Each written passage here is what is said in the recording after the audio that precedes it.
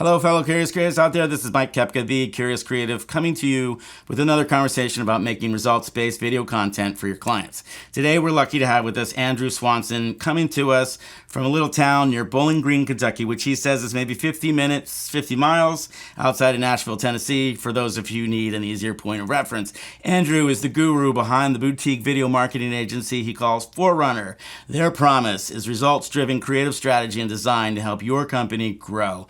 Much like my company, Kepka House, Forerunner was looking for a way to keep his best clients coming back and has been pivoting his company from one-off projects to strategies that usually pay their own way when it comes to ROI. Andrew, we're so lucky to have you here on the show. How's it going? I'm doing great, Mike. Thanks for having me on the Curious Creative today. You're listening to the Curious Creative with your host and video expert, Mike Kepka. Tell me a little bit about this. How are we keeping our clients coming back? Because I know last time we got on a pre-pro call, you were saying one of the bigger pain points of running a video agency like ours is after you're done, you got to start looking for more. And how do we prevent that from happening? Yeah, that's a great question. I think all of us video agency, video production companies, that was kind of like our core offering. We're all kind of dealing with the same thing of like, hey, how do we take the stuff we know how to do, which is really good video production, and make it, let's say, better for the clients that we love to work with, that we've been working with. And so we've shifted to not just making the videos, but telling people how to use them and then tracking their effectiveness when they're actually out in the world. And how's that going? What was the first steps to making that happen? Yeah, huge learning curve. I think it was a speed course on marketing, but I would say it was really learning what specific tools, KPIs, metrics, and systems to use to just enhance how video can be used. So learning that, I would say, was probably our first hurdle. But then once we felt comfortable and got some reps under our belt, like we actually did it on ourselves, on our own content to kind of see it work before we started bringing in our past clients on using it. So that was our first hurdle. But as soon as we got a couple of our clients on this sort of new video tracking system that we were able to do, we started seeing results immediately for those clients. One of those in particular is an organization in Dallas, Texas called Athletes United.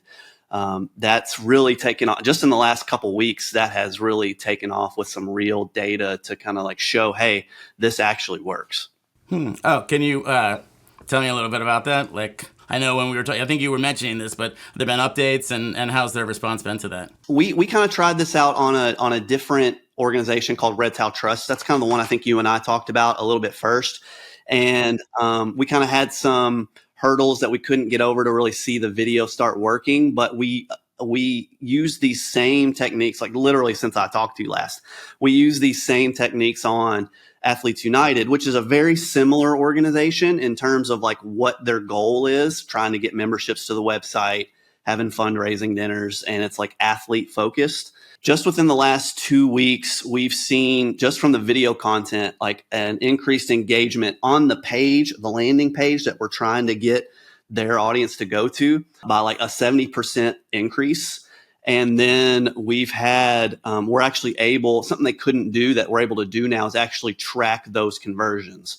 And so what they were able to do is say, hey, we're raising money through the website, but we don't actually know what's getting people there. Like what's making them jump to that decision to attend this fundraising dinner or to become a membership. And because we set up all of our video tracking stuff, we're actually getting data saying, hey, this set of videos is actually working better than this set of videos in these places. And so literally since I've talked to you, we actually have a great use case seeing that out in the world working. Oh, wow, that's great. And how is the client responding to that? Are they like, is that like oh my God, I didn't know we could do this? Or what are they saying there?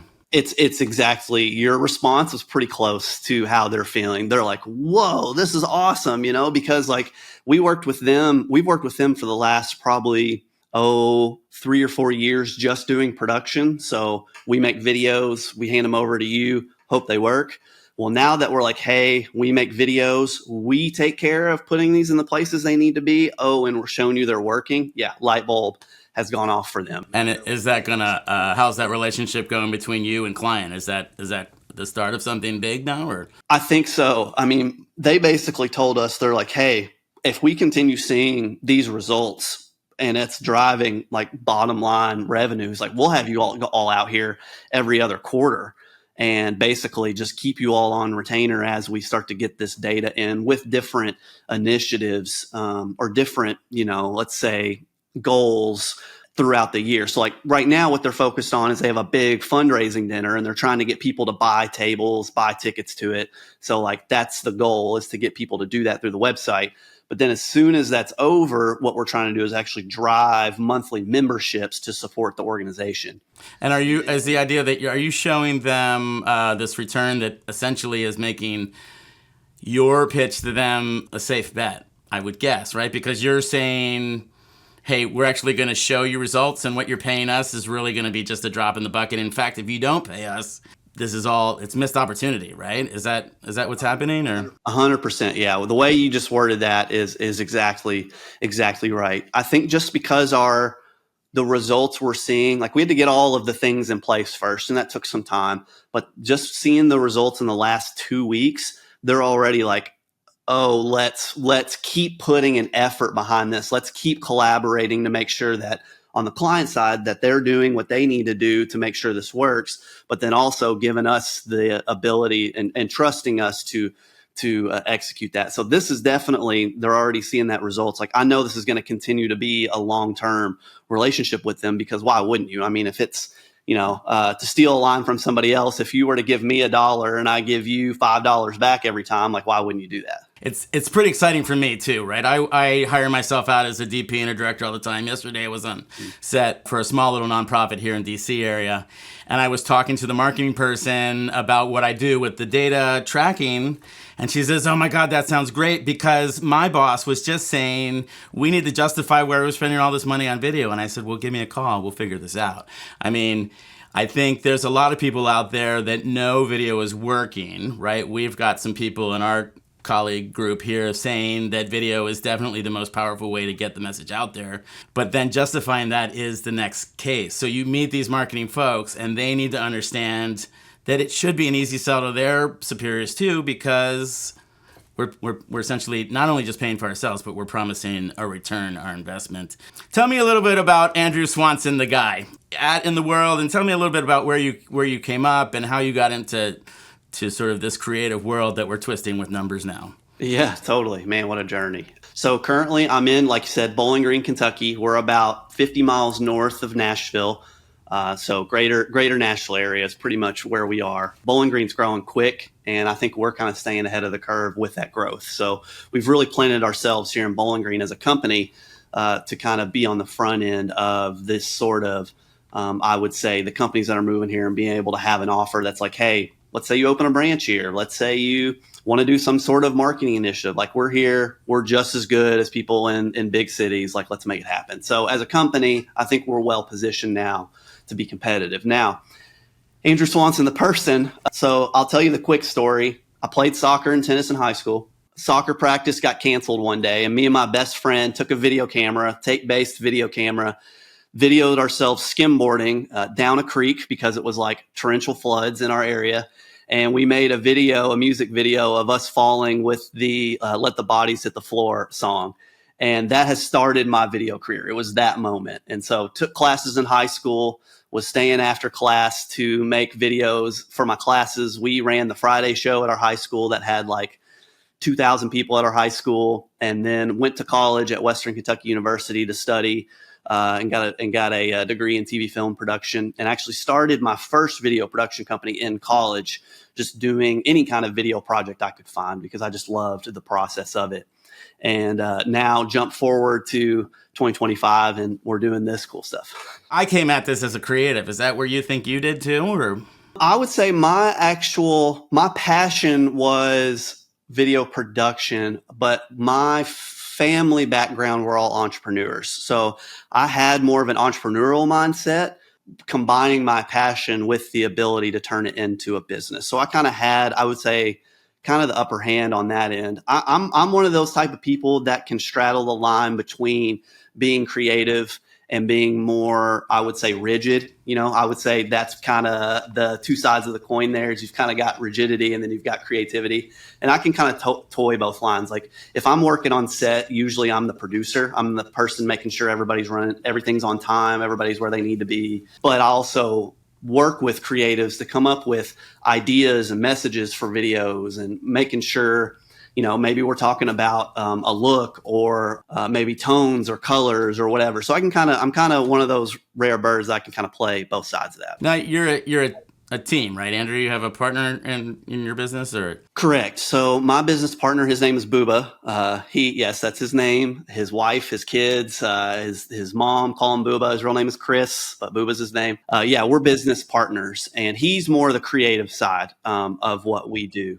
He definitely, anytime we have a project, he comes in and really hones in on the messaging and all of the production and that. I mean, that goes hand in hand. I mean, I always say, I think I have it. I'm building a new landing page right now for Kepka House. And one of the big things I say is make sure that you work with people who are better than you and do things that you don't, right? I think that you bring other people to the table, which is why I'm working with a specific set of people who are doing this data stuff because they're the experts and we're making sure we get that stuff tied in.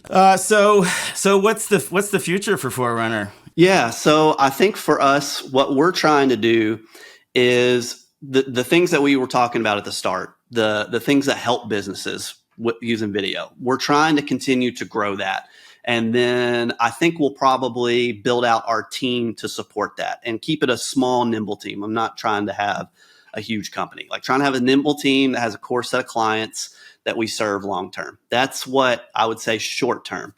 A passion of mine and my business partners is we're storytellers. We like to tell stories. Would we love to make a TV show or a movie one day, but we also are in this unique place where we're able to kind of do that stuff, but for clients. And so that's kind of, I think, the path that we're on. Tell me about the difference between video production and what I am now calling video strategy. I think we're still creating video content, but what's the difference in mindset maybe with strategy? When I think of it, I think that we're not creating all the same kind of video doesn't serve the same kind of audience, right? And so what's your take on that kind of thing? Yeah, that's a great question. The way that I would word it is video strategy is all of the data points and decisions that inform the video production process. And so when you're at the point when you're ready to make content, you already know who your ICP is or the ideal client profile. You know who you're targeting. You know what their pain points are. You know what type of messaging that you need to hit them in order to solve those pain points. You know where they live at online, what platforms will reach them better, and you know what types of content you need to create in order to reach that person. So all of those decisions and data points inform your decision making in the video production process. Something that we I want to say a hurdle prior to doing more strategy when we were just video production is we were kind of having to do that stuff in meetings anyways, because most people don't know, but we just didn't know how to formulate it because we were just like, oh, well, we're just making the videos. Well, now it's like, well, no, we're actually informing the strategy of how these videos are used. And so I would say that's kind of how those two work hand in hand. So video strategy is really step one of the process, whereas video production is step 5 or 6.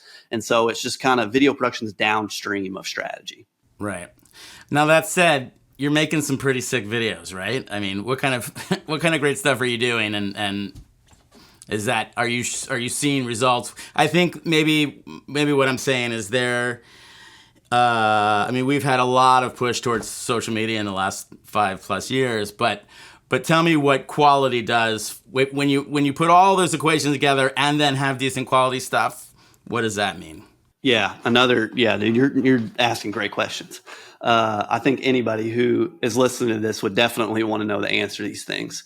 So the quality side of it, in my opinion, is, and actually I wouldn't even say my opinion, but just objectively what we've seen as we start to get data to see what's effective.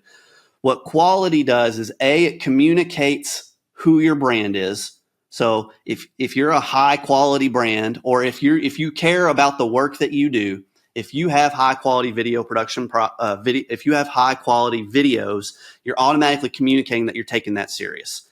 The second, there is so much video content out there, so much, like I would say, low end, high volume, user generated content out there, that you need something that kind of cuts through the noise, that positions you as a company different from your competitors or from individuals even who do what you do.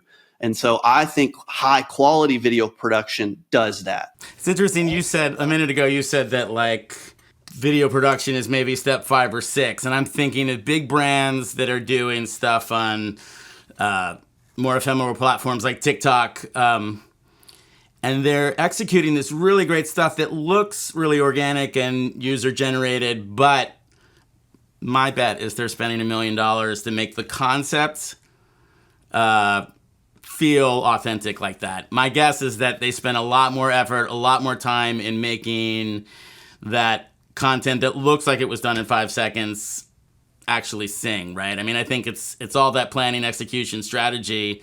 And then let's tie that back to the data stuff. I'll bet you that they're saying, well, why are we getting this user-generated content? Because our data says the kids are responding to that, right? So yeah. So to kind of jump off that point, we just wrapped a project that we were a part of, a collective of agencies that did a big push in our area that was basically a Google funded project. And everything you just said is exactly how that project laid out.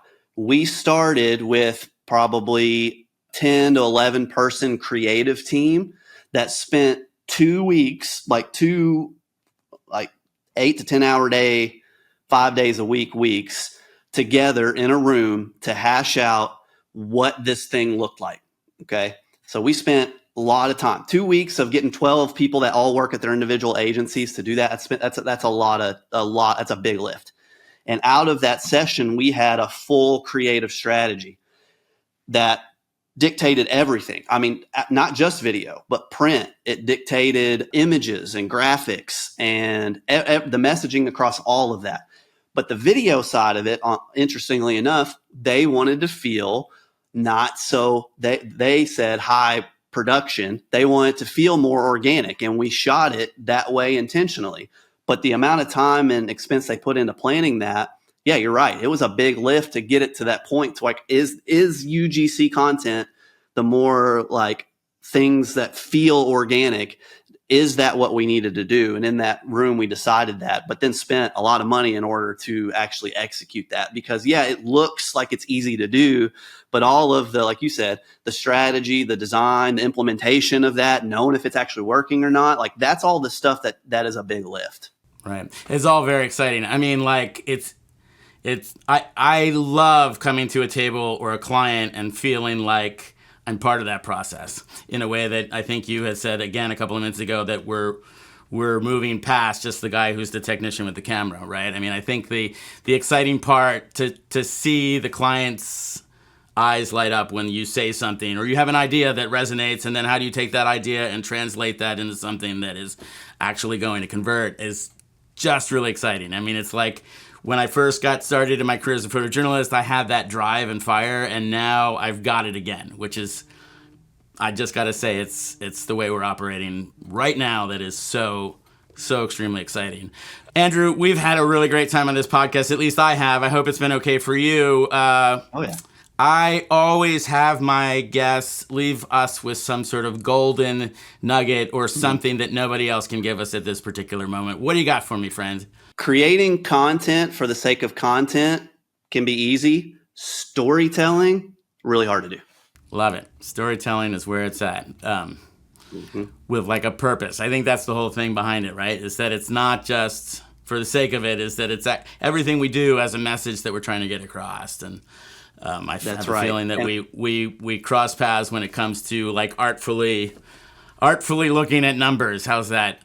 Well, curious creatives out there, you have spent another 20, 30, 40 minutes listening to what we're yapping about here. Data, results-driven video strategy. We hope to see you next time. Andrew Swanson, thanks again. Appreciate it, Mike. Thanks, man.